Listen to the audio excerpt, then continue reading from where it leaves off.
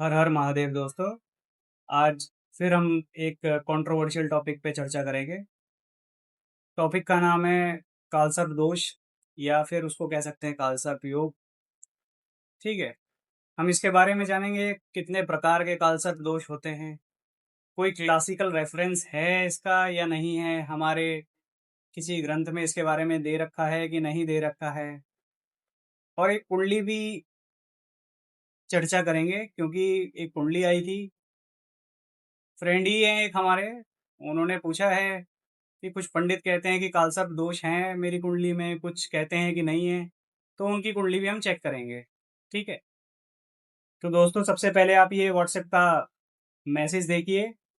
जो हमारे फ्रेंड है उन्होंने कई पंडितों से पूछ चुके हैं कि उनको कालसर्प दोष है या नहीं। सबने अलग अलग जवाब दिया है।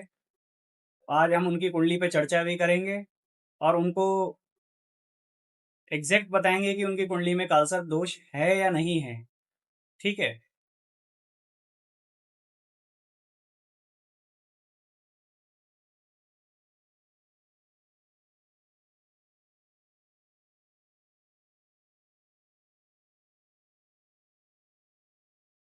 तो चलिए चर्चा शुरू करते हैं कि सबसे पहला हम लेते हैं कि काल सर्प दोष होता क्या है।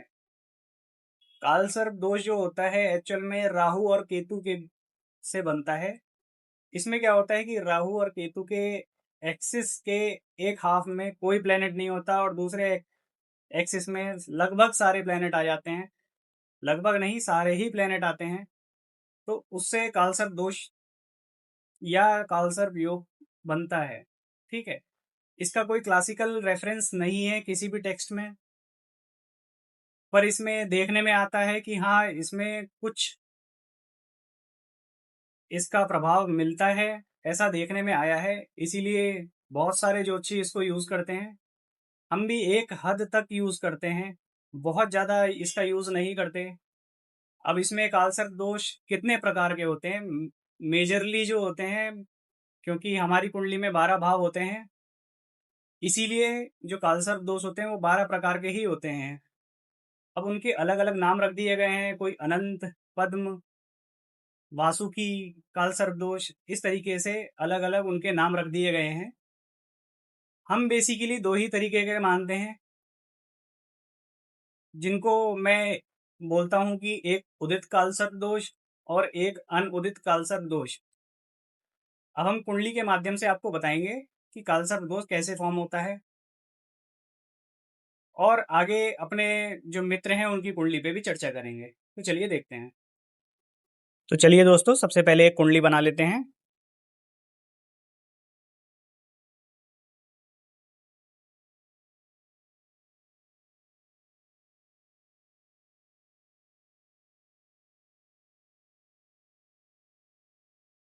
ये हमने एक कुंडली बना ली। आज इसमें नंबरिंग नहीं करेंगे, मतलब राशियां नहीं लिखेंगे। केवल डायरेक्टली हम कालसर्प दोष फाइंड करने का बिल्कुल बेसिक रूल आपको बता रहे हैं। ठीक है। तो अब हम इसमें लेते हैं कहीं भी, एक जगह मार्क कर लेते हैं हम राहु है, और दूसरी जगह हम मार्क कर लेते हैं केतु है। तो राहु केतु जो होते हैं मतलब अपोजिट ही बैठते हैं हमेशा। मतलब एक भाव में अगर राहु बैठा है, यहाँ पे अगर हमने राहु रख दिया है, तो जस्ट इसके 7th हाउस में यहाँ पे केतु होगा। ठीक है। तो हम देखते हैं, चाहे काउंट करके देख लेते हैं, 1 2 3 4 5 6 7। ठीक है। तो हमेशा 7th हाउस में ही केतु मिलेगा राहु से। अगर हम यहाँ पे राहु लिखेंगे तो केतु यहाँ पे मिलेगा, यहाँ पे राहु लिखेंगे तो यहाँ पर केतु मिलेगा। ठीक है, इतना आप समझ गए होंगे। अब इसके बाद देखते हैं कि कालसर्प दोष बनता कैसे है।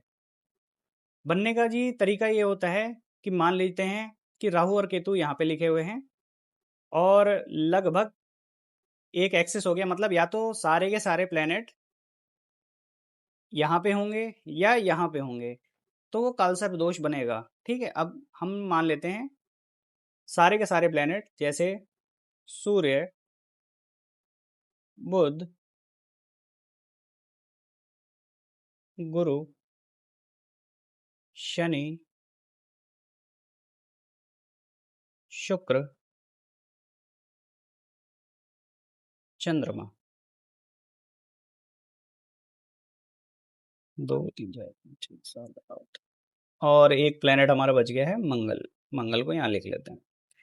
तो आप अभी देख रहे होंगे कि लगभग नहीं सारे ही प्लेनेट जो हमारे हैं वो क्या हैं, इस जगह पे आ गए हैं। और एक और महत्वपूर्ण चीज है कि राहु और केतु आगे नहीं बढ़ते, वो पीछे की तरफ आते हैं। मतलब जैसे ये सूर्य हैं, सूर्य अपने अगले बॉक्स में जाएंगे, हमेशा ऐसे मूवमेंट करेंगे। ये भी ऐसे है मूवमेंट करेंगे। पर राहु केतु क्या होते हैं, वो पीछे जाते हैं। ठीक है, ये हमेशा पिछले भाव में आएंगे, इस वाले भाव के बाद यहाँ आएंगे, फिर इसके बाद यहाँ आएंगे। ठीक है, तो अब क्या होता है, राहु को बोला जाता है सर्प का मुख।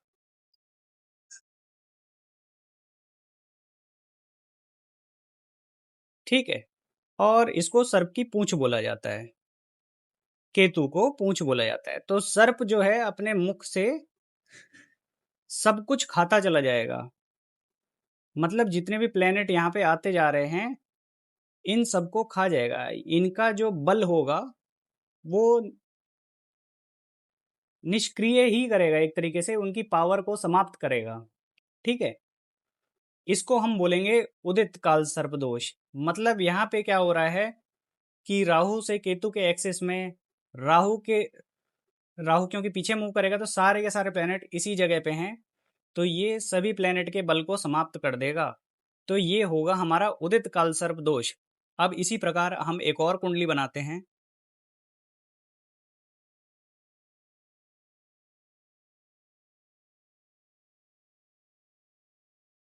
सेम ही कुंडली बनाएंगे, राहु केतु की पोजीशन भी सेम ही रखेंगे, जिससे कि आपको अच्छे से समझ में आ सके। तो यहाँ पे हमने अगर रख दिया राहु, यहाँ पे हमने रख दिया केतु। ठीक है, अभी क्या थी, जो सारी पोजीशन थी प्लैनेट्स की वो इधर की साइड हो गई थी। अब हम सारे प्लैनेट्स इधर की तरफ लिख देंगे। ठीक है, चेंज कर सकते हैं। गुरु, मंगल, सूर्य, बुध, चंद्रमा और शुक्र बचा। ठीक है, तो सारे प्लैनेट्स अभी यहाँ से यहाँ आ गए हैं। ठीक है, अब हम देख रहे हैं कि एक हमारा एक्सेस पूरा खाली पड़ा है, राहु से केतु के बीच में कोई इधर की तरफ प्लेनेट ही नहीं है। तो ये भी एक कालसर्प दोष है, पर ये कैसा है, ये अनउदित कालसर्प दोष है। ठीक है, अनउदित कालसर्प दोष क्यों है, क्योंकि जो राहु का मुख है वो अगर जब खाना शुरू करेगा, उसको कोई ग्रह मिल नहीं रहा जिसकी वो ऊर्जा को खा ले। ठीक है, तो जब वो केतु तक आएगा, इस बॉक्स तक आएगा, तो उसका प्रभाव निष्क्रिय हो जाएगा। ठीक है, तो जो उदित और अनुदित कालसर्प दोष में जो अंतर होता है वो केवल इतना होता है कि जो उदित कालसर्प दोष है उसका थोड़ा सा नेगेटिव फल देखने को मिलता है। इसका नेगेटिव फल देखने को, अनुदित वाले जो कालसर्प दोष होता है उसका नेगेटिव फल देखने को न- ना के बराबर मिलता है। ठीक है, हाँ थोड़ा सा जो हल्का फुल्का जो नेगेटिव होता है कि भाव को थोड़ा सा डिस्टर्ब करता है, वो एक थोड़ा सा एडवांस लेवल की चीज़ें हैं। पर यहाँ पे ग्रहों को कोई नुकसान नहीं होता, उनकी ऊर्जा बरकरार रहती है, वो अपना फल देने में सक्षम होते हैं। ठीक है, अब हम अपने जो मित्र हैं उनकी कुंडली के ऊपर भी चर्चा कर लेते हैं, उनकी कुंडली भी देख लेते हैं। हाँ, तो एक कुंडली बना लेते हैं।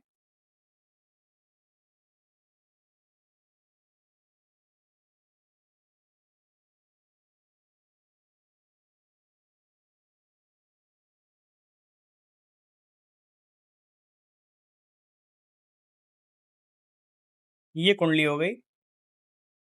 जिन व्यक्ति की कुंडली के बारे में हम चर्चा कर रहे हैं उनकी डिटेल्स मैं आपको दे देता हूँ। नाम नहीं बताएंगे, पर उनकी जो बर्थ डिटेल्स हैं वो हम आपको बता देते हैं।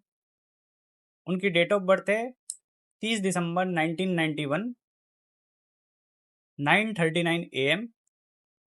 और जो प्लेस ऑफ बर्थ रहेगा उनका बुलंदशहर। ठीक है, उनकी जो कुंडली है वो 10 नंबर से स्टार्ट होती है।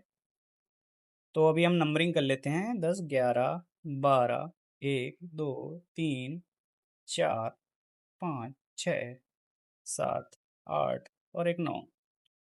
लग्न में उनके बैठे हुए हैं शनि।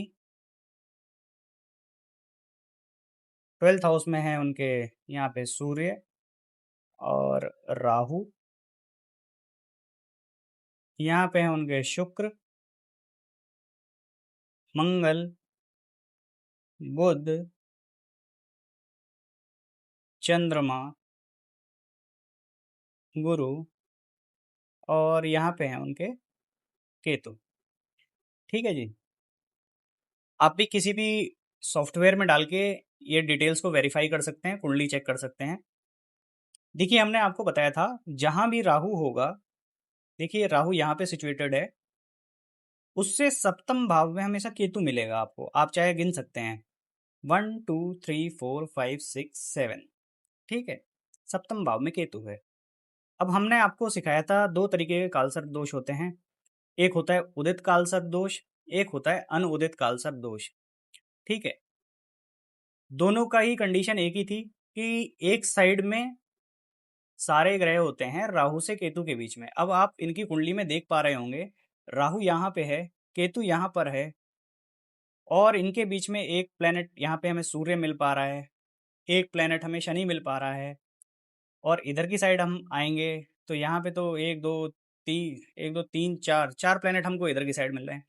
तो जितना हमने आपको सिखाया आप उस हिसाब से अगर देखेंगे तो यहाँ पे एक प्लेनेट ये मिल पा रहा है, राहु से इधर डिग्री वाइज सूर्य आगे है, तो हम इसको भी इधर ही कंसीडर करेंगे। तो आप देख पा रहे हो दो प्लेनेट निकल रहे हैं बाहर, तो इनकी कुंडली में कोई भी कालसर्प दोष नहीं है। आज हमने इनका शंका का निवारण किया। अब इनको शायद किसी पंडित से पूछने की जरूरत ना पड़ेगी कि मेरी कुंडली में कालसर्प दोष है नहीं है या नहीं है। तो इनकी शंका का हमने निवारण किया। अभी हमारे जैसे ही सब्सक्राइबर थोड़े से ज़्यादा होंगे तो हम भी लाइव लिया करेंगे, कोशिश करेंगे उसमें आपकी कुंडली चेक किया करें। कोई आपका पर्टिकुलर क्वेश्चन हो तो उसको भी हम ले लिया करेंगे, कुंडली से रिलेटेड ओनली। ठीक है, तो कुछ भी ऐसा विषय है जो आपको समझ में नहीं आया हो, आप कमेंट बॉक्स में पूछ सकते हैं हमसे। ठीक है, आप किस तरीके की वीडियोस चाहते हैं, कोई टॉपिक ऐसा है जिस पे आप वीडियोस चाहते हैं, हम आप कमेंट बॉक्स में दीजिए, हम उस पर वीडियो बनाने की कोशिश करेंगे। ठीक है, बाकी आप हमारे चैनल अगर आपको पसंद आता है, हमारा सिखाया हुआ आपको समझ में आता है, तो लाइक एंड सब्सक्राइब करें। ठीक है, धन्यवाद।